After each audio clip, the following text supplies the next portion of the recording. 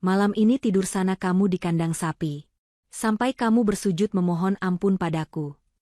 Bentak suamiku, aku hanya menjawab, oke, dan berjalan pergi. Mereka tidak tahu, satu kata dariku itu adalah awal dari kehancuran mereka.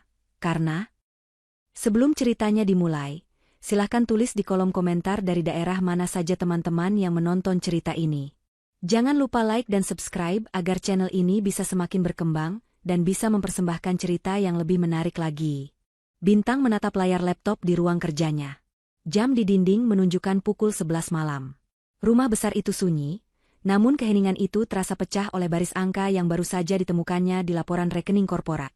Sebuah transfer dalam jumlah fantastis baru saja dieksekusi 3 jam lalu. 3 miliar rupiah. Ini bukan pembayaran untuk pemasok. Bukan gaji karyawan. Ini transfer ke rekening pribadi atas nama yang sangat ia kenali, Tiara. Selingkuhan suaminya. Bintang menutup laptopnya perlahan. Dia tidak kaget. Fase terkejut sudah lama ia lewati. Dia juga tidak marah. Kemarahan hanya akan menguras energinya. Yang dia rasakan adalah sesuatu yang dingin dan tajam. Sebuah kepastian. Selama berbulan-bulan, David, suaminya, bersikap seolah Bintang adalah wanita bodoh yang tidak tahu apa-apa. David mengira Bintang terlalu sibuk mengurus bisnis warisan ayahnya lah yang membuat David bisa bebas bermain di belakangnya. David salah besar.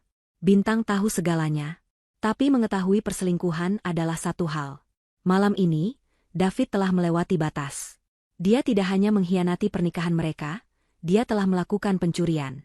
Dia mencuri uang perusahaan. Uang Bintang. Dengan langkah mantap, Bintang bangkit. Hijab instan yang ia kenakan untuk bekerja di rumah ia rapikan sedikit. Dia mengambil tabletnya, memuat bukti transfer itu di layarnya, lalu berjalan menuruni tangga marmer yang dingin. Dia menemukan David di ruang keluarga. Tentu saja, David tidak sendirian.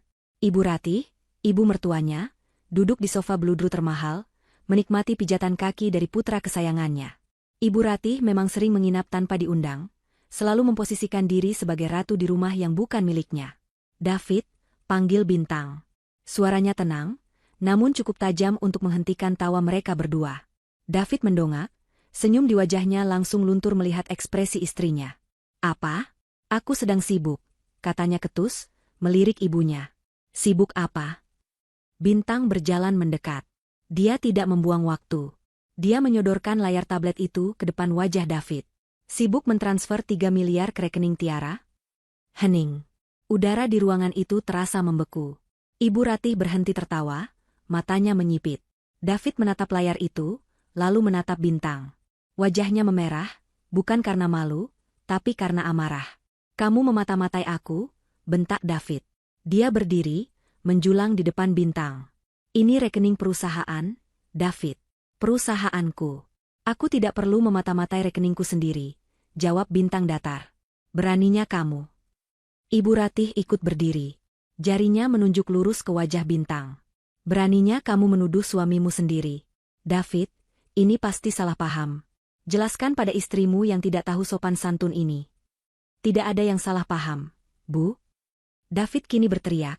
Amarahnya meledak karena tertangkap basah. Dia memang pantas mendapatkannya. Aku muak sama kamu, Bintang. Aku muak. Kamu itu istri macam apa? Kaku, dingin, pelit. Yang kamu pedulikan hanya uang, uang, dan uang. Kamu cuma peduli pada pekerjaanmu. Aku bekerja untuk perusahaan ini, kata Bintang, suaranya tetap stabil. Perusahaan yang sedang kamu gelapkan uangnya. Aku menggelapkannya? David tertawa sinis. Aku mengambil apa yang menjadi hakku. Aku ini suamimu. Kalau kamu tidak bisa melayaniku dengan benar, wajar aku mencari kesenangan di luar. Tiara memberiku kenyamanan yang tidak pernah kamu berikan. Dia menghargaiku sebagai pria. Ibu Ratih menimpali dengan suara melengking. Benar kata David. Kamu ini tidak becus mengurus suami. Lihat penampilanmu itu, ditutup semua begitu kayak orang kuno. Kapan kamu terakhir kali dandan cantik untuk suamimu? Wajar David cari yang lebih segar. Kamu juga pelit. David minta uang untuk modal usaha saja kamu persulit. Padahal itu uang suamimu juga. Bintang menatap mereka bergantian. Suaminya yang arogan dan ibu mertuanya yang materialistis. Uang ini warisan almarhum ayahku.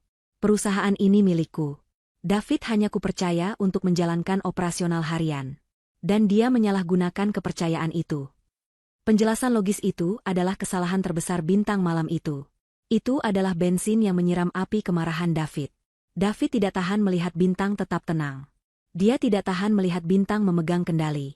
Dia harus menghancurkan wanita itu. Dia harus membuat bintang merasa kecil. Mata David melirik liar ke sekeliling, mencari cara untuk menghinanya. Tatapannya jatuh pada pintu kaca besar yang mengarah ke taman belakang. Jauh di ujung taman luas itu, ada sebuah bangunan tua yang sudah tidak terpakai. Sebuah kandang sapi tua, peninggalan kakek bintang sebelum properti itu dibangun ulang menjadi rumah mewah. Sebuah ide gila dan kejam terlintas di benaknya. Dia tersenyum. "Kamu bilang ini rumahmu?" desis David. "Kamu bilang ini perusahaanmu? Baik. Tapi di rumah ini, aku suamimu. Dan kamu sudah kurang ajar padaku." David mengangkat jarinya, menunjuk lurus ke pintu belakang. "Malam ini tidur sana kamu di kandang sapi," teriaknya. Suaranya menggema di ruangan besar itu. Bintang hanya diam menatapnya. Ibu Ratih tersenyum sinis, menikmati pemandangan itu. David mendekatkan wajahnya ke wajah Bintang, matanya membelalak penuh kebencian. "Jangan harap kamu boleh masuk ke rumah ini lagi. Tidur di sana bersama kotoran, sampai kamu sadar siapa pemimpinmu. Tidur di sana sampai kamu bersujud di kakiku. Sampai kamu memohon ampun padaku karena sudah lancang menuduhku." Ibu Ratih mengangguk-angguk mantap. "Iya benar. Semua ini salahmu, Bintang. Sadar posisimu. Cepat minta maaf pada suamimu dan turuti perintahnya." Ada jeda yang panjang. David dan Ibu Ratih menunggu Bintang menangis, memohon, atau berteriak. Mereka menunggu kehancurannya. Namun, Bintang tidak melakukan itu semua. Dia memandang suaminya lekat-lekat. Lalu dia memandang ibu mertuanya. Tidak ada air mata. Tidak ada kemarahan yang meledak. Dia hanya tersenyum tipis. Senyum yang sangat tipis, yang tidak bisa mereka baca. "Oke deh." Hanya itu. Satu kata. Bintang berbalik badan. Hijabnya yang rapi melambai sedikit. Dengan langkah yang tenang dan sama sekali tidak goyah, dia berjalan meninggalkan ruang keluarga, menuju pintu belakang. David dan Ibu Ratih tertegun sejenak oleh jawaban singkat itu. Mereka mengira akan ada drama panjang. Tapi sedetik kemudian, mereka tertawa terbahak-bahak. Kemenangan terasa begitu manis. Wanita angku itu akhirnya patah dan menyerah pada perintahnya. David merasa seperti raja. Malam itu, dia menyuruh Tiara datang ke rumah utama. Sinar matahari pagi menembus celah gorden mewah di kamar utama. David menggeliat, merasakan sakit samar di kepalanya akibat minuman semalam. Dia tersenyum puas. Dia merasa menang total.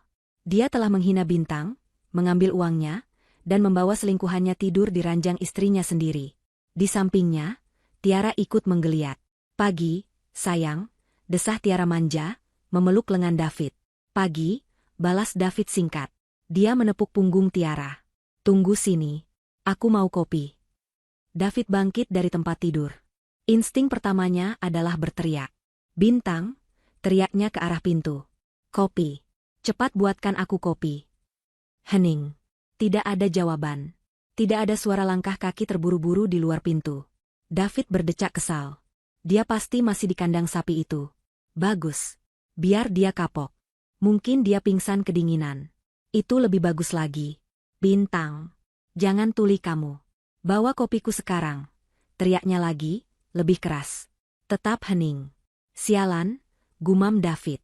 Amarahnya mulai naik. Dia bangkit dari tempat tidur, hanya mengenakan celana pendek. Tiara mengeluh dari tempat tidur. "Biarin aja, sayang. Sini lagi. Ngapain urusin dia?" "Sebentar. Aku harus memberi pelajaran lagi pada istri bodoh itu." Beraninya dia mengabaikan panggilanku. David berjalan menuju lemari pakaian raksasa yang menutupi satu dinding penuh. Dia butuh jubah mandi. Dia membuka pintu lemari geser yang terbuat dari kayu solid dan cermin mahal itu. Dia melangkah masuk. Dan jantungnya seolah berhenti berdetak.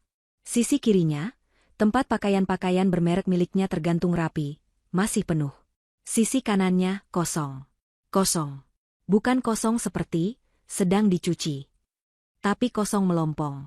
Ratusan gantungan baju desainer tergeletak di lantai. Tidak ada satupun gamis, blus, atau rok mahal. Tidak ada satupun koleksi hijab sutra impor yang biasa Bintang kenakan. Tidak ada satupun pakaian. Apa-apaan ini? David melangkah lebih jauh ke dalam. Dia membuka laci-laci. Laci pakaian dalam, kosong. Laci aksesoris, kosong. Dia berlari keluar dari lemari, menuju meja rias bintang. Kosong. Botol-botol parfum Perancis seharga belasan juta, lenyap. Krim perawatan wajah yang harganya lebih mahal dari emas, lenyap. Kotak-kotak perhiasan yang biasa tergeletak di sana, lenyap. Cermin itu memantulkan wajahnya yang mulai pucat pasi. Dia berlari ke brankas tersembunyi di balik lukisan pemandangan. Lukisannya juga hilang. Dinding itu kini polos, hanya menyisakan sebuah kotak brankas besi yang terbuka lebar. Dan di dalamnya, kosong. Semua sertifikat tanah, BPKB mobil mewah atas nama Bintang, dan perhiasan warisan keluarga Bintang, semuanya hilang. Tidak mungkin, desisnya. Ini bukan kabur. Untuk mengosongkan semua ini butuh waktu dan truk. Kapan dia melakukannya? David melihat sekeliling kamar dengan panik. Sekarang dia baru sadar. Bukan hanya barang pribadi Bintang yang hilang. Lukisan abstrak mahal di atas tempat tidur, hilang. Patung seni dari Italia di sudut ruangan, hilang. TV layar datar 80 inci yang menempel di dinding, hilang. Kamar itu terasa hampa, dingin, dan bergaung. Bintang. Dia berlari keluar kamar dengan panik. Tiara kaget melihat wajah pucat David. Sayang, kamu kenapa? Diam kamu, bentak David. Ibu Ratih. Teriak David sambil berlari menuruni tangga, nyaris terpeleset. Ibu Ratih keluar dari kamar tamu dengan wajah mengantuk dan rambut acak-acakan. Ada apa, Fit? Pagi-pagi teriak kayak orang gila. Mana si Bintang? Sudah bersujud dia? Bintang barang-barangnya?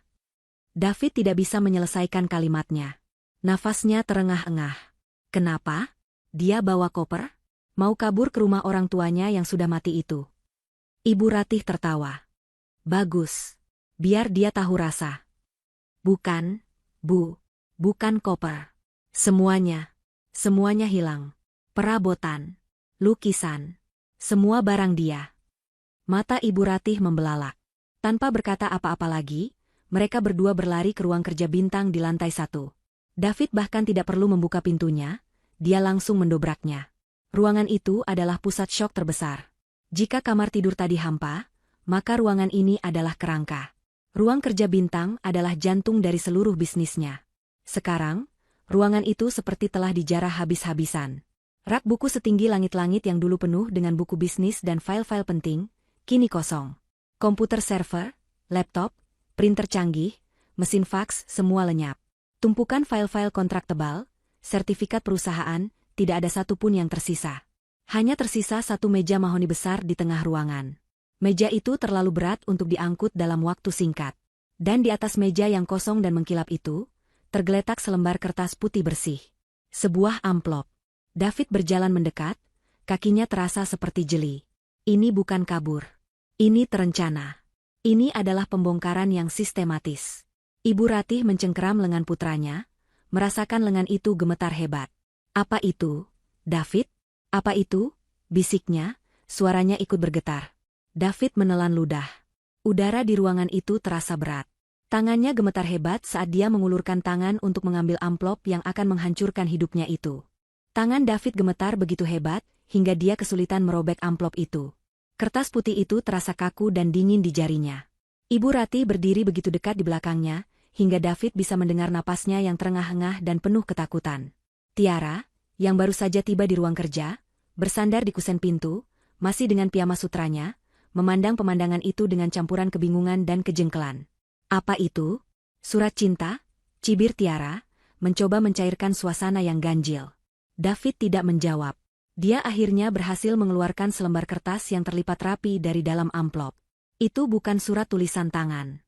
Itu bukan surat permohonan maaf atau tangisan seorang istri. Itu adalah dokumen legal yang diketik rapi. Di bagian atas, ada kop surat dari firma hukum paling mahal dan paling ditakuti di kota. Mata David memindai baris-baris kalimat itu dengan cepat, namun otaknya kesulitan memproses. Kepada Tuan David. Kalimat pembuka itu saja sudah terasa asing. Bukan, suamiku, atau, Mas. Tapi, Tuan David. Formal. Asing. Dingin. Lalu dia membaca poin pertama. Merujuk pada surat perjanjian pascanikah yang telah ditandatangani dan disahkan oleh notaris pada tanggal. David mengerutkan kening. Perjanjian pascanikah? Dia samar-samar ingat menandatangani setumpuk dokumen sebelum mereka menikah, sesuatu yang diatur oleh almarhum ayah Bintang. Dia mengira itu hanya formalitas bisnis untuk melindungi saham. Dia tidak pernah membacanya dengan teliti. Sekarang, sebuah pasal disorot dengan tinta kuning, pasal 3A. Apabila terjadi pelanggaran kesetiaan dalam bentuk perselingkuhan yang dapat dibuktikan secara hukum oleh salah satu pihak, maka pihak yang melakukan pelanggaran tersebut secara otomatis kehilangan seluruh haknya atas aset bersama maupun aset pribadi yang dimiliki oleh pihak yang dikhianati. Darah David serasa surut dari wajahnya. Aset pribadi? Dia membacanya lagi. Kehilangan seluruh hak. Apa katanya? Fit, jangan diam saja, desak Ibu Ratih, mengguncang lengan David. David tidak bisa bicara. Dia lanjut membaca poin kedua. Telah ditemukan bukti kuat penggelapan dana perusahaan PT Bintang Jaya Abadi, yang dilakukan secara sistematis oleh Anda dalam kurun waktu 18 bulan terakhir. Total dana yang teridentifikasi diselewengkan berjumlah 29.450 juta rupiah, 29.450 juta rupiah. Angka itu menghantam David seperti pukulan di ulu hati. 29 miliar. Dia mengira dia pintar, mengambil sedikit demi sedikit di sana-sini, selain 3 miliar yang dia ambil semalam. Dia tidak sadar Bintang menghitung setiap rupiahnya. Seluruh bukti transaksi, rekaman CCTV, dan kesaksian dari rekening penerima, termasuk rekening atas nama Sdri Tiara, telah diserahkan kepada tim audit forensik independen dan kepolisian daerah. Polisi? Suara David keluar seperti bisikan serak. Apa? Polisi? Ibu Ratih menjerit. Dia merebut kertas itu dari tangan David. Tiara, mendengar namanya disebut, langsung melesat maju dan ikut membaca dari balik bahu Ibu Ratih. Ini gila. Wanita gila, teriak Tiara, wajahnya pucat pasi. Dia menjebakku. Ibu Ratih terus membaca poin ketiga dengan suara gemetar. Berdasarkan temuan pada poin 1 dan poin 2, kami sampaikan bahwa per pukul 8 waktu Indonesia Barat, pagi ini, seluruh aset bergerak dan tidak bergerak yang terdaftar atas nama perusahaan, yang selama ini Anda gunakan atas izin dari klien kami, Bu Bintang, telah dibekukan. Surat itu kemudian merinci daftar aset. 1 unit rumah di Jalan Cendana nomor 1, rumah yang sedang Anda tempati. 1 unit mobil sport tipe X, nomor polisi. 1 unit mobil SUV tipe Y, nomor polisi. Seluruh kartu kredit dan kartu debit yang terafiliasi dengan rekening perusahaan, termasuk kartu tambahan yang dipegang oleh Sdri Tiara dan Sdri Ratih. Mata Ibu Ratih terbelalak ngeri saat membaca namanya sendiri. Status Anda sebagai Direktur Operasional PT Bintang Jaya Abadi dicabut efektif segera. Pihak berwenang akan segera datang untuk mengamankan aset-aset tersebut. Anda, beserta pihak lain yang tidak berkepentingan, diberi waktu 2 jam untuk mengosongkan properti. Kertas itu terlepas dari tangan Ibu Ratih. 2 jam. Ini tidak mungkin. Ibu Ratih terhuyung mundur, dia menabrak rak buku yang kini kosong. Ini rumah kita. Kita sudah tinggal di sini bertahun-tahun. Ini rumah Bintang, Bu, bisik David, akhirnya mengerti. Selalu rumah Bintang. Dia teringat penghinaannya semalam. Tidur di kandang sapi. Dia teringat tawanya yang puas. Dia teringat bagaimana Bintang hanya menatapnya dan berkata, "Oke deh." Dia pikir Bintang menyerah. Dia salah. Bintang tidak menyerah. Bintang sedang mengeksekusi. Bintang tidak diusir ke kandang sapi. Bintang sedang dalam perjalanan ke penthouse mewahnya, sementara seluruh tim legal dan tim angkut barang bekerja sepanjang malam untuk mengambil kembali semua miliknya. Perintahnya semalam adalah kata-kata terakhir yang diucapkan seorang pria bodoh yang mengira dirinya raja, padahal dia hanya parasit. David melihat kembali ke kertas yang tergeletak di lantai. Ada sesuatu di bagian paling bawah. Sesuatu yang tidak diketik. Itu adalah tulisan tangan Bintang yang rapi dan anggun. Sebuah catatan kecil, ditulis dengan tinta hitam pekat. PS, aku sudah menjual semua sapi di kandang sejak 6 bulan lalu. Jadi, nikmati tempat tidur barumu yang kosong. Salam, Bintang. Itu adalah paku terakhir di peti matinya. Penghinaan pamungkas. Bintang tidak hanya mengambil hartanya, Bintang mengejek arogansinya. David menatap dinding kosong di depannya. Gambaran hidupnya yang hancur berkelebat di depan matanya. Penjara, kemiskinan, penghinaan. Dia mengangkat kepalanya, dan dari tenggorokannya keluar suara yang tidak dia kenali sebagai miliknya. Itu bukan teriakan marah. Itu adalah lolongan panjang penuh teror dan penyesalan yang terlambat. Tidak, Aak. Bintang. Jangan lakukan ini. Bintang, kembali. Aku minta maaf. Binta Aang. Dia ambruk ke lantai, memukul-mukul meja mahoni yang berat itu dengan tinjunya. Dia terisak-isak histeris. Ibu Ratih ikut ambruk di lantai, merata putus asa. Habis. Habis sudah. Anak bodoh. Kamu menghancurkan hidup ibu. Bodoh. Hanya Tiara yang berdiri kaku. Dia tidak menangis. Matanya bergerak liar. Dia sedang berpikir keras. Di tengah raungan histeris David dan tangisan menyalahkan dari Ibu Ratih, Tiara adalah yang pertama sadar. Dia tidak peduli tentang rumah atau perusahaan. Dia peduli pada satu hal, uang. Dan surat itu menyebut namanya. Gertakan. Ini pasti gertakan. Ibu Ratih terisak, mencoba meyakinkan dirinya sendiri. Dia tidak mungkin sekejam itu. Dia istrimu. Dia bukan istriku lagi, Bu. David berteriak frustrasi dari lantai. Dia tidak pernah menganggapku suami. Dia menganggapku pegawai. Perut Tiara berbunyi. Dia lapar. Semalam mereka berpesta, dan sekarang dia butuh sarapan. Dia juga perlu membuktikan bahwa surat itu bohong. Halah, berisik kalian berdua, kata Tiara ketus. Kepanikan membuatnya jadi kasar. Dia cuma marah. Nanti juga dia luluh. Aku mau pesan sarapan.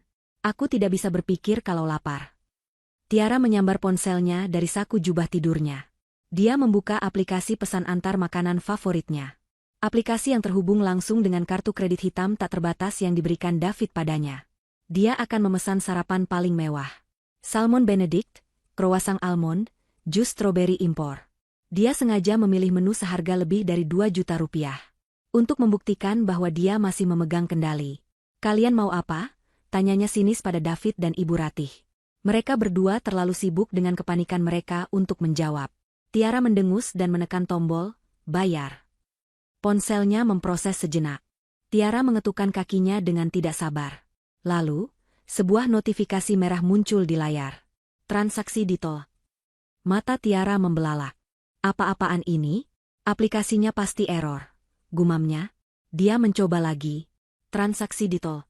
Silakan hubungi bank penerbit kartu Anda. Sial, umpat Tiara. Dia mencoba untuk ketiga kalinya. Hasilnya sama. Kenapa? Kenapa? Suaranya mulai meninggi, nada panik yang tipis masuk ke dalamnya. Ibu Ratih berhenti menangis. Dia menatap Tiara. Kenapa, Tiara? Tidak tahu. Kartunya tidak bisa dipakai. David, ini kartu yang kamu bilang tidak ada batasnya, kenapa ditolak? Tiara mengguncang David yang masih terduduk lemas. Jantung David berdebar kencang. Surat itu, pukul 8 pagi. Dia melirik jam di dinding ruang kerja. Jam 9:15. Sudah terlambat. Biar ibu coba, kata Ibu Ratih cepat. Dia merogoh tasnya yang tergeletak di sofa, mengeluarkan dompet buaya miliknya. Dia juga punya kartu tambahan. Dia tidak mencoba memesan makanan.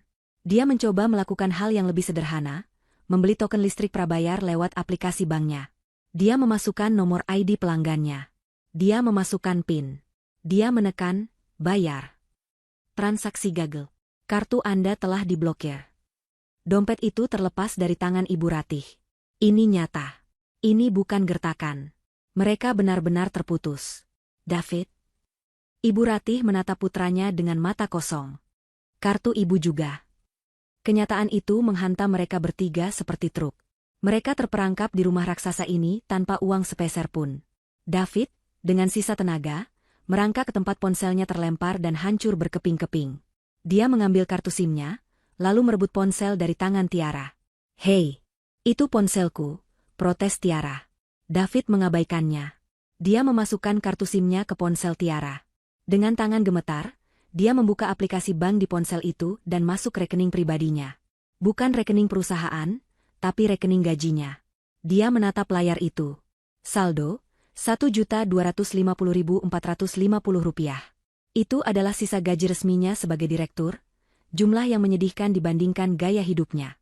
Bintang telah memisahkannya. Gaji adalah haknya sebagai karyawan, dan Bintang, secara teknis, belum memecatnya sampai surat itu tiba. Lalu David membuka rekening lain. Rekening bayangan yang biasa dia gunakan untuk menampung hasil penggelapan kecil-kecilan. Rekening tempat dia menyimpan uang untuk bersenang-senang. Saldo, 0 rupiah. Layar itu menyala terang di ruangan yang muram. 0 besar yang gemuk. Bintang tidak hanya membekukan. Dia telah mengosongkannya. Dia telah menarik kembali setiap rupiah, mungkin dengan alasan penyesuaian kelebihan bayar atau istilah legal lainnya. Habis, bisik David. Dia mengambil semuanya. Semuanya. Tiara menatap angka 0 itu dan berteriak. Kali ini teriakan frustrasi murni. Terus kita bagaimana? Kita makan apa? Aku tidak mau di sini. Aku mau pergi. Tiara berlari ke kamar tamu tempat dia meletakkan tas tangannya. Dia harus kabur. Dia tidak mau terlibat dengan polisi. Ibu Ratih, di sisi lain, tiba-tiba teringat sesuatu. Tunggu. Ibu masih punya uang tunai. Di dompet ibu, mungkin ada beberapa ratus ribu. Kita bisa beli bubur, katanya terisak. Ironi itu begitu menusuk. Semalam mereka adalah raja dan ratu yang tertawa di atas penderitaan Bintang. Pagi ini, mereka adalah 3 orang menyedihkan yang berdebat soal sarapan bubur. Saat Ibu Ratih berjalan gontai menuju tasnya, berniat mengambil lembaran uang tunai terakhirnya. Ding dong. Bel pintu depan berbunyi nyaring, memecah kesunyian rumah. Ketiganya membeku. Mereka saling memandang. Wajah mereka pucat pasi. Itu bukan suara pengantar makanan. Itu bukan tamu. Itu terlalu pagi. Ding dong. Bel itu berbunyi lagi. Kali ini lebih lama. Lebih tegas. Seolah orang di luar tahu mereka ada di dalam dan tidak akan pergi. David menelan ludah.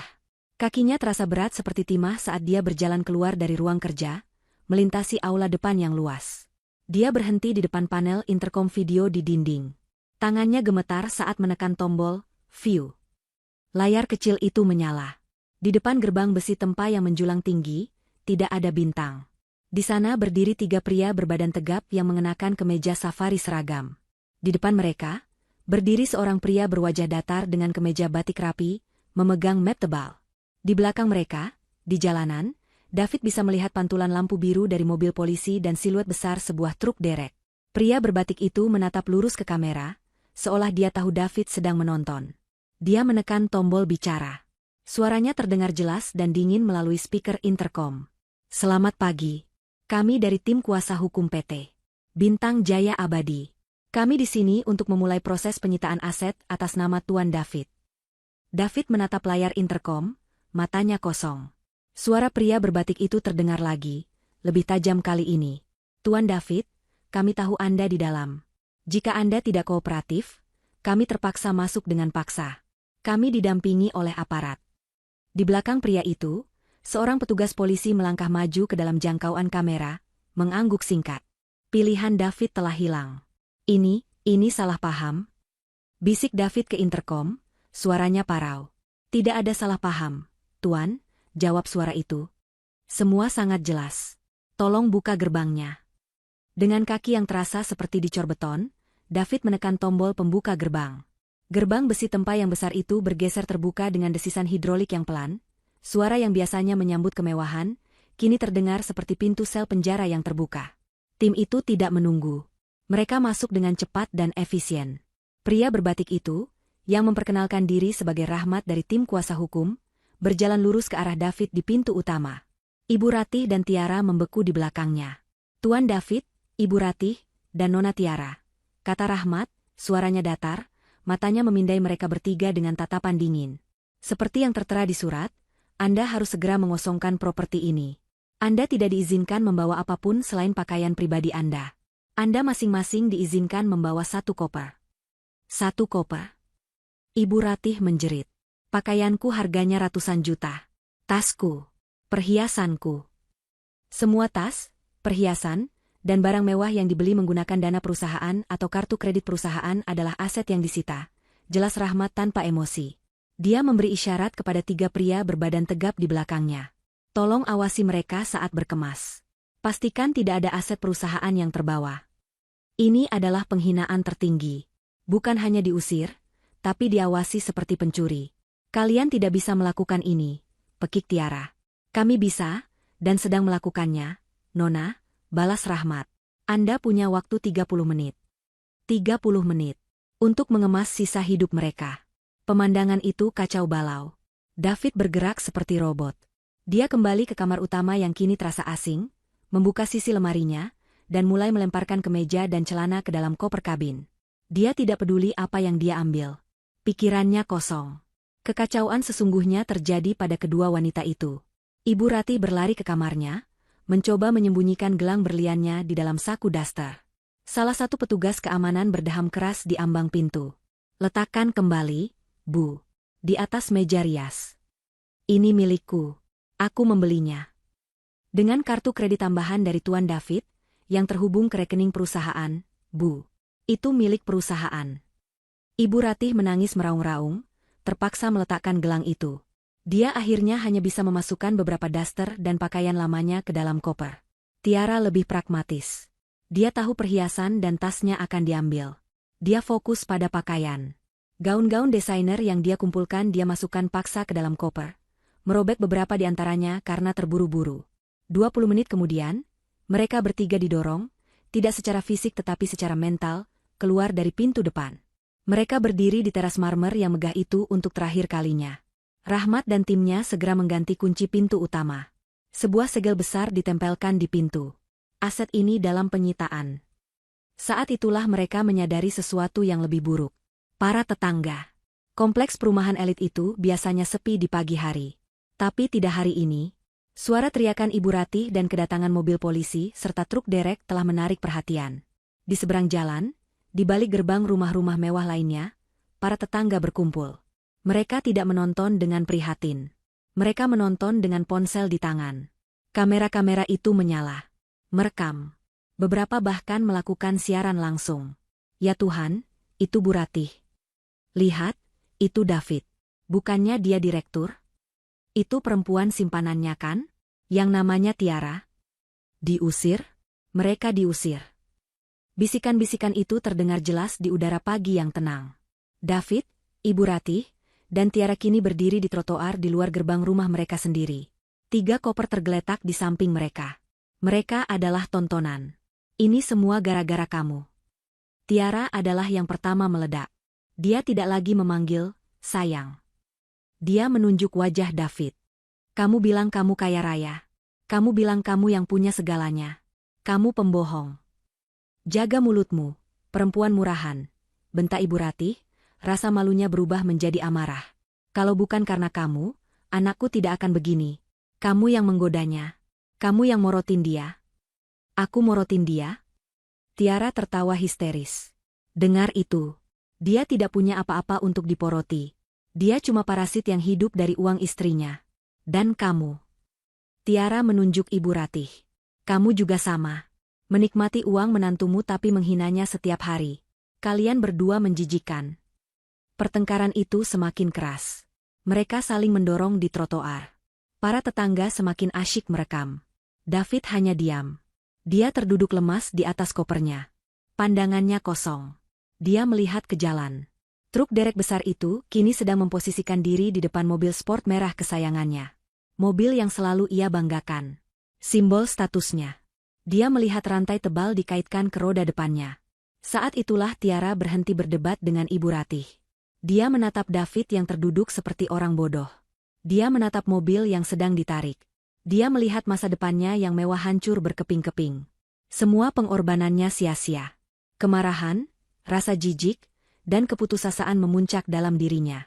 Dia berjalan ke arah David. David mendongak, matanya yang mati menatap Tiara. Tiara? Bisiknya, mungkin berharap pada satu-satunya orang yang tersisa. Plah! Sebuah tamparan keras mendarat di pipi David. Begitu keras hingga kepalanya terpelanting ke samping. Suara itu terdengar jelas, membuat para tetangga yang merekam terkesiap. Kau bilang kau kaya. Desis Tiara, matanya menyala-nyala. Ternyata kau hanya parasit yang menumpang hidup pada istrimu. Kau lebih miskin dari sopirku. Jangan pernah hubungi aku lagi. Tiara meludah ke tanah di dekat kaki David. Dia mengeluarkan ponselnya, mengabaikan tatapan ngeri dari Ibu Ratih. Dia membuka aplikasi ojek online. Dia memesan tumpangan. Beberapa menit kemudian, sebuah sepeda motor berhenti di ujung jalan. Tiara menyeret kopernya, naik ke boncengan motor itu tanpa helm, dan pergi. Menghilang dari kehidupan mereka secepat dia masuk. Truk derek itu menyalakan mesinnya, menarik mobil sport David ke jalan, meninggalkannya dengan goresan panjang di aspal. Dan di trotoar, di bawah tatapan puluhan kamera ponsel yang merekam, tinggallah David dan Ibu Ratih. Sendirian. Hancur. Tanpa uang, tanpa rumah, tanpa harga diri. Video pengusiran, pertengkaran, tamparan, dan kepergian Tiara dengan ojek, sudah terunggah ke media sosial bahkan sebelum David berhasil berdiri. Dalam 1 jam, video itu menjadi viral. Jauh dari kekacauan di Jalan Cendana, di puncak gedung pencakar langit tertinggi di kota, suasana begitu hening. Sinar matahari pagi membanjiri sebuah penthouse duplex melalui jendela-jendela setinggi 5 meter. Perabotannya minimalis, mahal, dan sangat berkelas. Tidak ada satupun barang yang terlihat di rumah lama itu. Semuanya baru. Bintang duduk di sofa bludru berwarna zamrud, menghadap pemandangan kota yang terbentang seperti permadani di bawahnya. Dia mengenakan blus sutra sederhana dan hijab berwarna krem. Di tangannya ada cangkir porselen tipis berisi teh melati hangat. Dia tidak berada di motel murah. Dia tidak menangis di rumah kerabat. Dia ada di rumahnya. Rumah barunya. Di atas meja kaca di depannya, tergeletak sebuah tablet. Layarnya menyala, memutar video yang sama dengan yang ditonton ribuan orang lainnya saat itu. Dia menonton dengan tenang. Dia melihat tim kuasa hukumnya bekerja efisien. Dia melihat Ibu Ratih mencoba mencuri gelang dan gagal. Dia melihat mereka bertiga digiring keluar. Dia mendengar pertengkaran hebat antara Ibu Ratih dan Tiara. Dia melihat, tanpa berkedip, saat Tiara menampar David dengan keras. Tidak ada senyum kemenangan di wajah Bintang. Tidak ada tawa yang meledak. Yang ada hanyalah tatapan yang dingin, tajam, dan sangat fokus. Dia menyesap tehnya tepat saat video itu menunjukkan Tiara naik ke ojek dan menghilang. Dia mematikan tablet itu. Cukup. Pintu apartemennya berbunyi pelan. Asisten rumah tangganya membukakan pintu. Seorang pria parubaya yang rapi, mengenakan setelan yang dijahit sempurna, masuk. Itu Pak Wisnu, pengacara utamanya. Selamat pagi, Bu Bintang, sapa Pak Wisnu. Suaranya penuh hormat. Pagi, Pak Wisnu. Silakan duduk. Teh, tawar Bintang. Tidak, terima kasih, Bu. Saya langsung ke laporan saja, kata Pak Wisnu sambil membuka mapnya. Seperti yang Ibu lihat di video, proses penyitaan di Jalan Cendana berjalan lancar. Rumah telah disegel, dan semua aset bergerak di dalamnya sedang diinventarisasi untuk pelelangan. Bintang mengangguk. Mobil-mobil, truk derek sudah mengamankan semuanya. Akan langsung masuk ke balai lelang rekanan kita, jelas Pak Wisnu. Dan seperti instruksi Ibu, seluruh rekening bank atas nama David, Ratih, dan Tiara yang terafiliasi dengan perusahaan telah dibekukan sejak pukul 8 pagi tadi. Mereka secara efektif tidak memiliki uang sepeser pun saat ini. Bintang menatap cangkir tehnya. Bagus. Pak Wisnu sedikit berdeham sebelum melanjutkan. Ada satu hal lagi, Bu. Tim audit forensik kami telah menyelesaikan laporan final mereka tadi malam, setelah menemukan transfer 3 miliar yang terakhir itu. Pengacara itu berhenti sejenak, seolah ingin memastikan Bintang siap mendengar. Total dana yang berhasil kami lacak digelapkan oleh David selama 18 bulan terakhir, melalui berbagai rekening bayangan, faktur palsu, dan transfer ke rekening pribadi, jumlahnya bukan 29 miliar. Bintang mengangkat alisnya. Totalnya 30 miliar, Bu. 30 miliar, 120 juta rupiah. Tepatnya, kata Pak Wisnu. Dia jauh lebih rakus dan lebih ceroboh dari yang kita duga. Bukti ini lebih dari cukup. Dengan ini, kita bisa memastikan dia mendapat hukuman penjara maksimal. 30 miliar. Jumlah yang fantastis. Jumlah yang bisa menghidupi ribuan keluarga.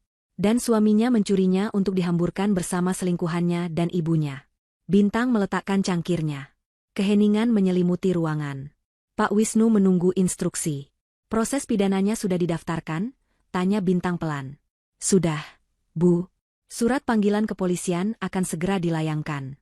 Dalam 1 atau 2 hari, David dan Tiara akan ditangkap. Dan Ibu Ratih. Beliau juga, Bu. Sebagai penerima dana hasil kejahatan. Bintang berdiri, berjalan ke jendela besar. Dia memandangi kota di bawahnya. Dia telah mengambil kembali hartanya. Dia akan mendapatkan keadilan hukum. Secara teknis, dia sudah menang. Tapi bagi Bintang, ini belum selesai. Dia teringat malam itu. Hinaan itu. Tidur sana kamu di kandang sapi. Dia teringat tawa mereka yang puas. Dia teringat perintah David. Sampai kamu bersujud memohon ampun padaku. Penjara itu pasti. Tapi mereka belum merasakan apa yang dia rasakan. Mereka belum merasakan bagaimana rasanya menjadi tidak berdaya.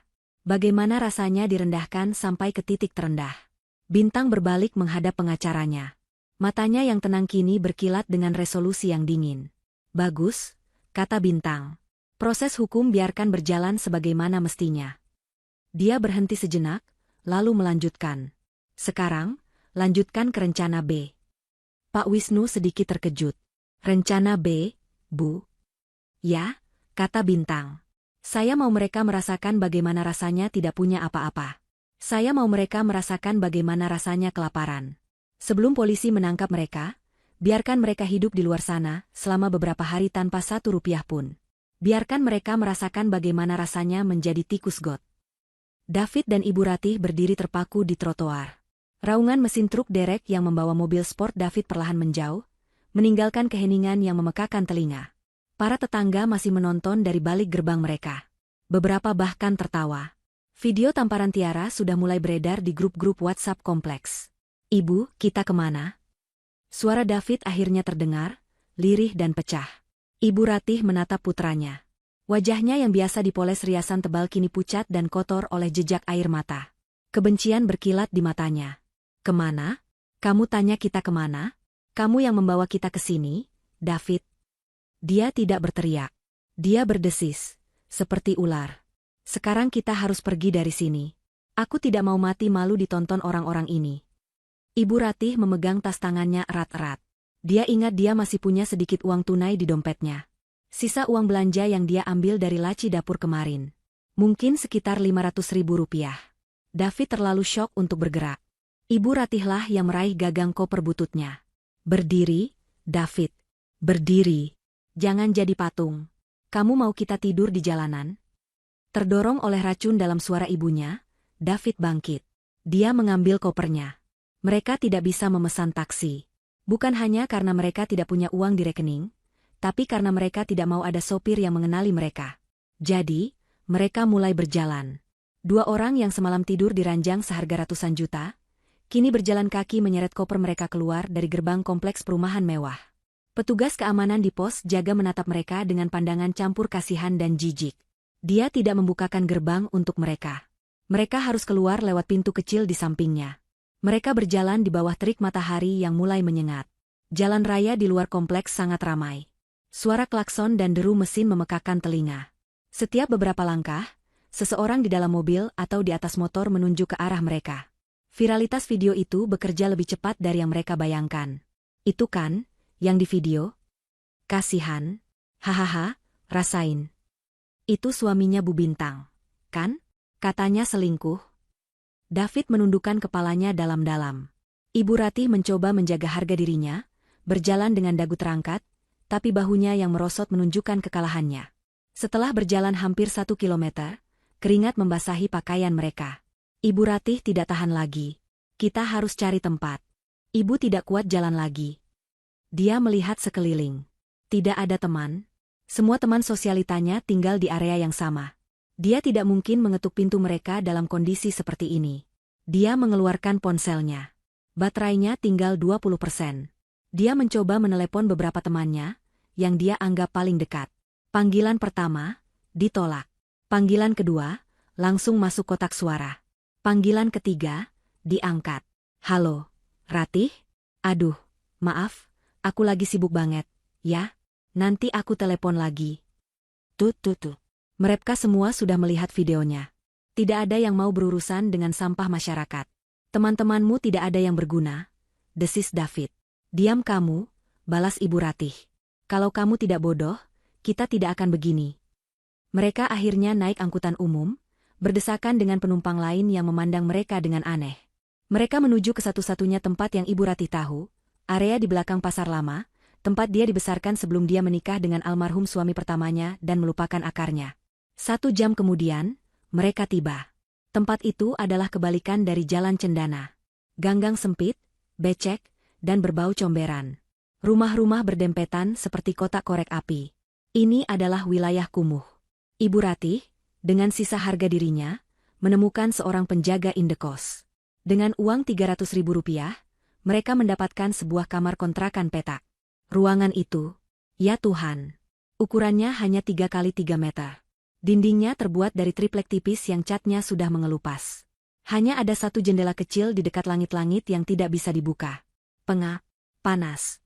Hanya ada satu kasur busa tipis yang diletakkan di lantai semen yang retak. Kamar mandinya ada di luar, berbagi dengan 10 kamar lainnya. Sebuah WC jongkok yang kotor dan bau. Ibu, aku tidak bisa. Aku tidak bisa di sini, bisik David, rasa mual naik ke tenggorokannya. Mau di mana lagi? Bentak Ibu Ratih, melemparkan kopernya ke lantai. Ini kandang sapimu yang baru. Selamat menikmati. Malam pertama adalah neraka. Suara tikus berlarian di atas plafon. Suara tetangga yang bertengkar menembus dinding triplek. Nyamuk berpesta di tubuh mereka. Mereka tidak bisa tidur. Mereka hanya duduk dalam kegelapan, basah oleh keringat, dan saling membenci dalam diam. Uang mereka yang tersisa, Rp200.000, digunakan untuk membeli 2 porsi nasi bungkus dari warteg terdekat dan beberapa botol air mineral.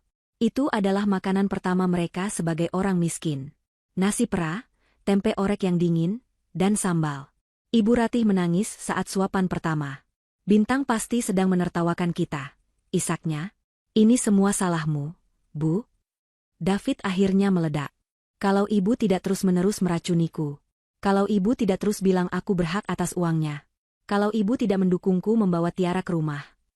Kamu menyalahkan ibu? Ibu Ratih menjerit, melempar nasi bungkusnya ke dinding. Kamu yang tidak punya otak. David, kamu yang lemah. Kamu yang tidak bisa mengendalikan nafsumu. Kamu anak tidak berguna. Pertengkaran itu berlangsung berjam-jam sampai mereka kehabisan tenaga. Hari kedua, uang mereka habis. Tinggal sisa air mineral. Lapar mulai menggerogoti mereka dengan serius. David, yang tidak pernah bekerja fisik seumur hidupnya, merasakan perutnya melilit kesakitan. Cari kerja, desis Ibu Ratih dari kasur. Dia terlalu lemas untuk berteriak. Kerja apa? Apa saja, bodoh. Jadi kuli. Jadi tukang sapu. Apa saja asal kita bisa makan.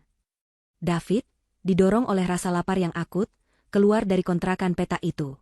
Dia berjalan ke sebuah proyek bangunan di dekat pasar. Dia bertanya pada mandornya, apakah butuh tenaga. Mandor itu menatapnya dari atas ke bawah. Kamu? Mau jadi kuli? Kamu bisa angkat semen? David mengangguk putus asa. Bisa, Pak. Saya butuh uang. Mandor itu tertawa. Badan kayak kamu, kena matahari setengah jam juga pingsan. Lalu, wajah mandor itu berubah. Dia menatap David lebih dekat. Tunggu dulu, muka kamu, saya kayak pernah lihat. Seorang kuli lain yang sedang merokok mendekat. Wah, iya, Pak. Ini kan, yang lagi viral itu. Yang diusir istrinya sendiri. Suami kandang sapi. Para kuli di sekitar itu tertawa terbahak-bahak. Wajah David memerah. Dia berbalik dan lari. Dia tidak bisa bekerja. Wajahnya terlalu terkenal. Reputasinya telah dihancurkan Bintang bahkan sebelum dia diadili. Bintang benar-benar merencanakannya. Ini adalah rencana B, membuatnya jadi paria. Dia kembali ke kontrakan dengan tangan hampa. Hari ketiga. Mereka tidak makan apa-apa selain air keran yang mereka rebus, menggunakan teko listrik murahan pinjaman tetangga. Perut mereka perih. Ibu Ratih sudah tidak bisa menangis lagi. Matanya kering dan cekung. Ini semua karenamu, anak tidak berguna, bisiknya lagi dan lagi, seperti kaset rusak. Seharusnya kamu lebih pintar. Harusnya kamu dengarkan ibu. Harusnya kamu kuras habis semua uang Bintang sebelum dia sadar. Harusnya kamu jual semua asetnya diam-diam. Bodoh. Bodoh. David hanya bisa menatap dinding yang kotor. Dia bahkan tidak punya tenaga untuk marah. Dia benar-benar sudah hancur. Dia lapar. Dia kotor. Dia hina. Saat itulah, sore hari ketiga, pintu triplek kontrakan mereka tidak diketuk. Pintu itu didobrak. Brak. Pintu itu hancur berantakan. David dan Ibu Ratih menjerit kaget. 3 orang pria berseragam polisi, didampingi 2 orang berpakaian preman, memenuhi ruangan sempit itu. Tuan David, tanya salah satu petugas, suaranya tegas dan tidak berbasa-basi. David terlalu takut untuk menjawab. Dia hanya mengangguk, tubuhnya gemetar hebat. Petugas itu membacakan sesuatu dari secari kertas. David, Anda ditahan atas dugaan tindak pidana penggelapan dana dan penipuan korporat dalam jabatan. Petugas itu mengeluarkan borgol. Suara, klik, dari borgol besi yang dingin mengunci di pergelangan tangan David, adalah suara paling final yang pernah dia dengar. Itu adalah akhir dari segalanya. Tidak. Jangan bawa anak saya. Dia tidak salah. Ibu Ratih tiba-tiba menemukan tenaganya. Dia melompat dari kasur dan mencoba menerjang polisi itu. Ibu, tolong tenang, kata petugas lainnya, menahan Ibu Ratih dengan sigap. Kami hanya menjalankan tugas. Kalian salah tangkap. Ini semua salah Bintang. Jebakan. Ini jebakan dari istri durhaka itu. Ibu Ratih meracau, berteriak, dan menangis. Tetangga di kontrakan petak itu sudah berkerumun di depan pintu yang kini hancur. Lagi-lagi, ponsel keluar. Lagi-lagi, mereka direkam. David, yang kini kurus, kotor, dan berbau asam keringat, digiring keluar dari gang sempit itu seperti penjahat kelas teri. Dia tidak melawan. Dia tidak punya tenaga lagi. Rasa lapar selama 3 hari dan penghinaan yang bertubi-tubi telah mematahkan semangatnya. Saat dia dimasukkan ke dalam mobil polisi, dia melihat ibunya terduduk lemas di tanah becek di depan kontrakan, merata putus asa. Perjalanan ke kantor polisi terasa kabur. Dia diproses dengan cepat. Foto. Sidik jari. Dia dilemparkan ke dalam sel tahanan sementara. Ruangan itu pengap, panas, dan penuh sesak. Mungkin ada 20 orang di dalam sel yang seharusnya hanya menampung 8. Bau keringat, pesing, dan keputusasaan menusuk hidungnya. David meringkuk di sudut, mencoba membuat dirinya tidak terlihat. Tapi itu tidak mungkin. Wih, ada anak baru, bos, kata seorang pria bertato di wajahnya. Seisi sel menatapnya. David gemetar. Muka lu kayak kenal, Cuk, kata pria lain yang lebih kurus. Lu artis, ya? Semua tertawa. Bukan, kata seorang tahanan di dekat pintu, yang baru saja kembali dari ruang interogasi. Dia bukan artis. Dia lebih terkenal dari artis. Lihat aja berita dari kemarin. Tahanan itu mendekati David. Dia menepuk-nepuk pipi David dengan keras. Ini dia, kan? Yang katanya, suami kandang sapi. Sel itu meledak dalam tawa yang menghina. Julukan itu telah menyebar. Dari video viral tetangga, ke berita online, dan kini ke dalam sel penjara. Itu adalah identitas barunya. David hanya bisa menunduk. Jadi, Tuan Besar, kata pria bertato itu, kini duduk di depan David. Lu di sini gara-gara nyolong duit istri, kan? Dengar-dengar duitnya triliunan? Miliar, bisik David. Wah, banyak juga. Terus bagi-bagi kita di sini, dong? Saya tidak punya apa-apa lagi, kata David. Gak punya apa-apa. Pria bertato itu tertawa. Orang kaya kayak lu selalu punya simpenan. Sini, sepatu lu bagus kayaknya. Mereka mengambil sepatunya.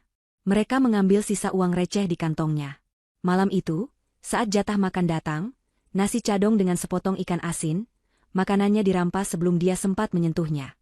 David akhirnya mengerti. Ini adalah kandang sapinya yang sesungguhnya. Di rumah, dia adalah raja palsu. Di kontrakan petak, dia adalah tikus.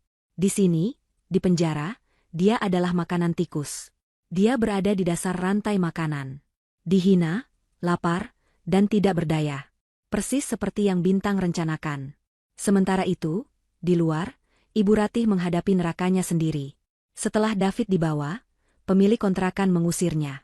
Saya tidak mau ada urusan sama polisi. Kamu juga, pergi dari sini. Saya tidak mau tempat saya jadi sarang penjahat. Ibu Ratih dilempar ke jalanan. Sendirian. Tanpa uang. Tanpa ponsel, karena baterainya sudah mati total. Dia benar-benar sendirian. Dia berjalan tanpa tujuan. Rasa lapar menggerogotinya. Dia mencoba mengemis di sebuah warung makan, tapi pemiliknya mengusirnya. Pergi, Bu. Jangan bikin pelanggan saya kabur.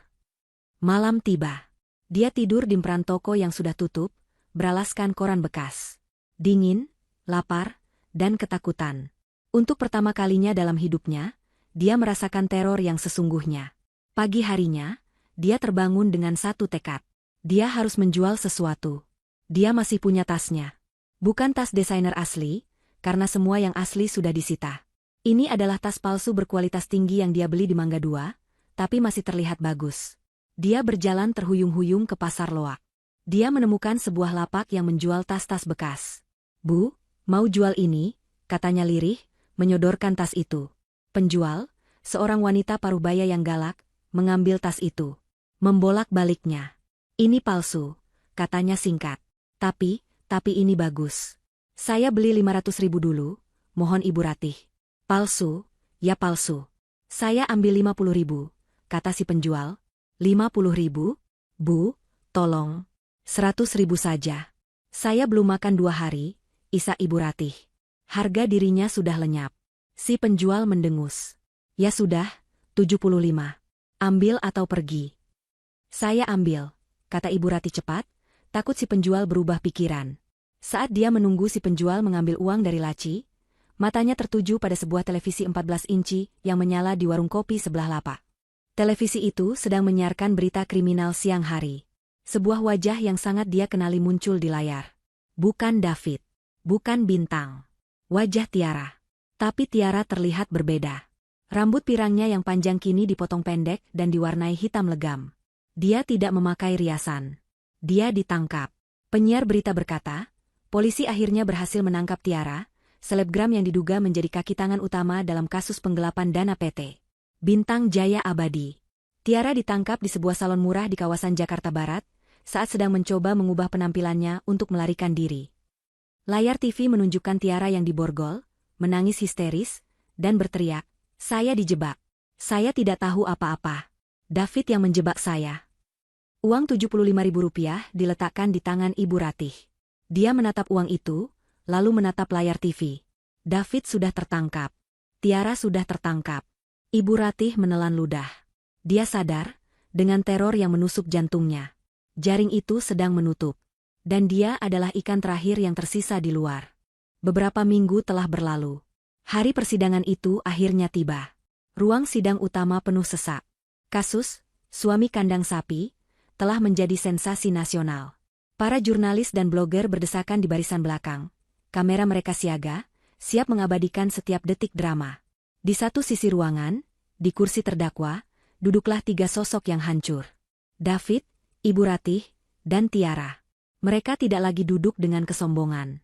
Mereka mengenakan baju tahanan oranye yang sama, seragam kehinaan mereka. David tampak 10 tahun lebih tua. Tubuhnya kurus, rambutnya acak-acakan, dan matanya cekung hampa. Berhari-hari di sel tahanan, menjadi bulan-bulanan dan hanya makan sisa-sisa, telah meremukkan fisik dan mentalnya. Di sebelahnya, Ibu Ratih sama menyedihkannya. Setelah ditangkap sehari setelah Tiara, dunianya runtuh. Dia menangis tanpa henti di selnya. Uban di rambutnya yang dulu selalu disemir rapi, kini tumbuh lebat. Wajahnya bengkak dan kotor. Dia bukan lagi ratu sosialita, dia hanya seorang wanita tua yang ketakutan. Tiara, di sisi lain, tampak getir. Dia tidak menangis. Dia duduk tegak dengan mata penuh kebencian, menatap lurus ke depan. Riasan luntur dan rambut hitamnya yang dipotong asal-asalan membuatnya tampak seperti orang asing. Dia siap menyalahkan siapa saja selain dirinya sendiri. Lalu, pintu di sisi lain ruangan terbuka. Ruangan itu mendadak hening. Bintang masuk. Dia tidak masuk sebagai korban yang menangis. Dia masuk seperti seorang ratu yang memasuki istananya. Dia mengenakan setelan desainer berwarna putih gading yang sopan, dipadukan dengan hijab sutra berwarna senada yang diatur dengan anggun. Wajahnya tenang, memancarkan aura kekuatan dan kendali. Dia didampingi oleh Pak Wisnu dan tim pengacara terbaik di negeri itu. Dia duduk di barisan depan, tepat di seberang para terdakwa. Saat mata David yang hampa itu bertemu dengan tatapan tenang Bintang, sesuatu dalam dirinya pecah. Dia melihat semua yang telah hilang darinya. Bukan hanya uang atau rumah. Dia melihat kekuatan, kehormatan, dan kehidupan yang seharusnya bisa dia miliki jika dia tidak bodoh, jika dia tidak serakah. Persidangan dimulai. Itu berjalan cepat. Jaksa penuntut umum membeberkan bukti-bukti yang tak terbantahkan. Satu persatu, bukti itu ditampilkan di layar besar. Rekaman transfer 3 miliar ke rekening Tiara. Laporan audit forensik yang merinci penggelapan 30 miliar rupiah. Faktur-faktur palsu yang ditandatangani David. Rekaman CCTV David membawa Tiara masuk ke rumah. Bukti transfer bulanan ke rekening pribadi Ibu Ratih, jauh di atas uang saku yang wajar, bersumber dari rekening perusahaan. Kesaksian dari penjual mobil sport yang mengonfirmasi pembayaran dilakukan oleh perusahaan Bintang, bukan David. Pembelaan sangat lemah. Pengacara Tiara berargumen kliennya dijebak dan tidak tahu menahu sumber uang itu. Pengacara Ibu Ratih mencoba membangun narasi bahwa kliennya hanya seorang ibu yang menerima pemberian dari putranya. Dan pengacara David, dia hanya bisa memohon keringanan, menyatakan kliennya hilaf, di bawah tekanan, dan sangat menyesal. Saat itulah jaksa penuntut umum berdiri untuk membacakan tuntutannya. Berdasarkan bukti-bukti yang tidak terbantahkan, terdakwa David telah secara sistematis dan terencana melakukan kejahatan kerah putih yang merugikan perusahaan hingga puluhan miliar rupiah. Terdakwa Tiara dan Ratih secara sadar ikut serta dalam menikmati hasil kejahatan. Jaksa itu berhenti sejenak, menatap ketiga terdakwa. Kami menuntut Tuan David dengan hukuman penjara 20 tahun. 20 tahun. Angka itu menghantam David seperti palu godam. 20 tahun. Dia akan keluar sebagai pria tua yang bangkrut. Dia melihat sisa hidupnya dihabiskan di sel yang bau, menjadi suami kandang sapi selamanya. Dia menatap jaksa, lalu hakim. Wajah mereka dingin seperti batu. Lalu dia menatap Bintang. Bintang sedang menatap lurus ke arah hakim, mendengarkan tuntutan dengan tenang. Di dalam otak David yang sudah hancur, sebuah pikiran gila terbentuk. Satu-satunya pikiran yang tersisa. Ini semua salah Bintang. Tapi mungkin, Bintang juga satu-satunya yang bisa menyelamatkannya. Jika dia memaafkannya, jika dia mencabut laporannya, jika dia memohon pada hakim. Dia harus memohon. Dia harus melakukan apa yang dia perintahkan pada Bintang malam itu. Dia harus bersujud. Sebelum ada yang bisa bereaksi, sebelum penjaga di sebelahnya sempat bergerak, David melompat dari kursinya. Dia tidak berlari ke arah hakim. Dia berlari ke arah Bintang. Tidak. Jangan, teriak pengacaranya. Para penjaga menerjang maju. Para jurnalis melompat, blitz kamera menyala membabi buta, mengabadikan momen itu. David menerobos barisan, mendorong kursi, dan dia tiba di depan Bintang. Dia tidak hanya berlutut. Dia menjatuhkan dirinya ke lantai. Dia bersujud. Dahi dan hidungnya menyentuh lantai marmer pengadilan yang dingin, tepat di kaki Bintang. Persis seperti seorang budak di hadapan tuannya. Ampun, Bintang, suaranya meraung, teredam oleh lantai. Aku mohon ampun. Aku salah. Aku mengaku salah. Tolong bebaskan aku. Aku akan melakukan apa saja. Jangan penjarakan aku. Ampun. Ruang sidang itu meledak dalam kekacauan. Hakim memukul palunya berulang kali. Tenang, tenang, keamanan. Para penjaga meraih bahu David, berusaha menariknya berdiri. Tapi David mencengkeram lantai, menolak untuk bangun. Dia terus meraung-raung memohon ampun, menangis histeris, air mata dan ingus membasahi lantai di kaki Bintang. Ibu Ratih melihat itu dan pingsan di kursinya. Tiara memalingkan muka dengan jijik. Di tengah kekacauan itu, Bintang tetap duduk tak bergerak. Dia hanya menatap puncak kepala pria yang sedang bersujud di kakinya. Para penjaga berhenti menarik sejenak, menunggu instruksi. Seluruh ruangan, entah bagaimana, terdiam, menunggu apa yang akan dilakukan Bintang. Di tengah keheningan yang tiba-tiba itu, hanya isak tangis histeris David yang bergema. Dia masih dalam posisi bersujud, tubuhnya gemetar hebat di lantai. Para jurnalis menahan napas, kamera mereka terus merekam. Ini adalah puncak drama yang mereka inginkan. Bintang menatap pria yang bersujud di kakinya. Pria yang dengan angkuh menyuruhnya tidur di kandang sapi. Pria yang menuntutnya bersujud memohon ampun. Dan kini, di sini, di depan umum, di bawah sumpah, David melakukan persis seperti yang dia perintahkan pada Bintang. Takdir adalah penulis naskah yang ironis. Para penjaga masih memegangi lengan David, siap menyeretnya pergi. Bintang mengangkat satu tangannya dengan tenang. Sebuah isyarat untuk tunggu sebentar. Para penjaga ragu-ragu, lalu mundur satu langkah, memberi Bintang ruang. Perlahan, Bintang membungkukkan badannya sedikit. Dia tidak membungkuk untuk membantu David berdiri. Dia membungkuk agar lebih dekat ke telinga pria itu. Seluruh ruangan mencondongkan tubuh ke depan, berusaha mendengar apa yang akan dia katakan. Apakah dia akan memaafkan? Apakah dia akan menghina balik? David mengangkat wajahnya sedikit, matanya yang bengkak penuh harapan putus asa. Bintang, tolong. Bintang menatap lurus ke mata suaminya yang hancur itu. Dan dengan suara yang sangat pelan, begitu pelan sehingga hanya David yang bisa mendengarnya, dia berbisik. Satu kata. Okedah. Mata David melebar. Dia membeku. Itu bukan kata maaf. Itu bukan kata pengampunan. Itu adalah kata yang sama. Kata yang Bintang ucapkan malam itu.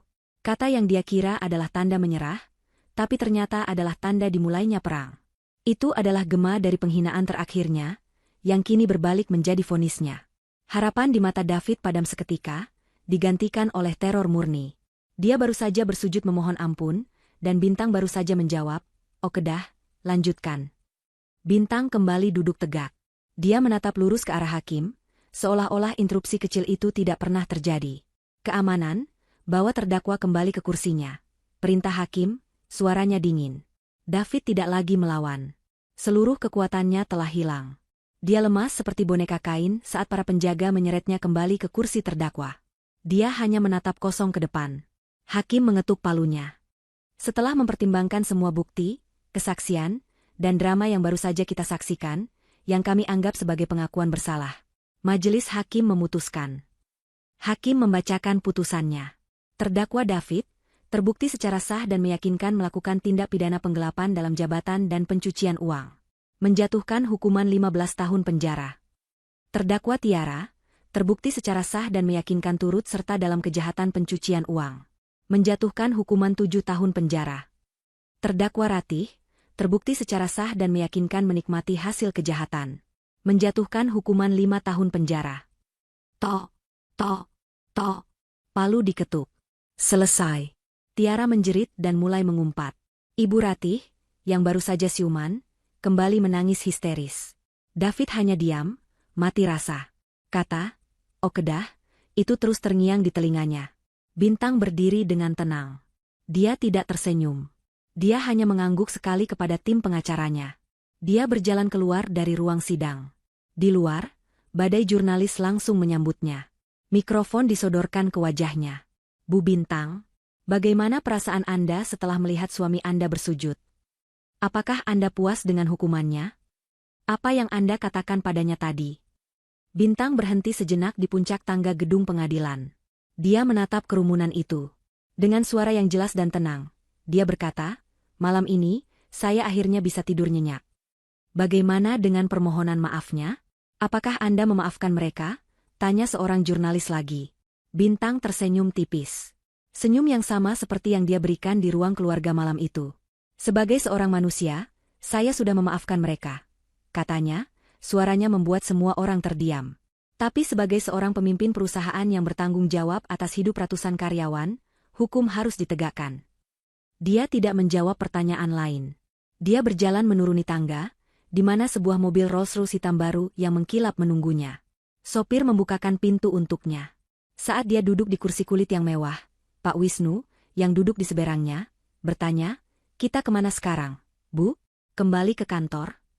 Bintang memandang keluar jendela. Dia melihat sebuah mobil tahanan polisi yang jelek berhenti di pintu samping gedung pengadilan. Dia melihat David, Ibu Ratih, dan Tiara digiring masuk ke dalamnya dengan kasar. Bintang memalingkan pandangannya, menatap ke depan. "Cari kandang sapi, Pak Wisnu," katanya. Pak Wisnu terkejut. "Maaf, Bu. Saya mau investasi peternakan," kata Bintang.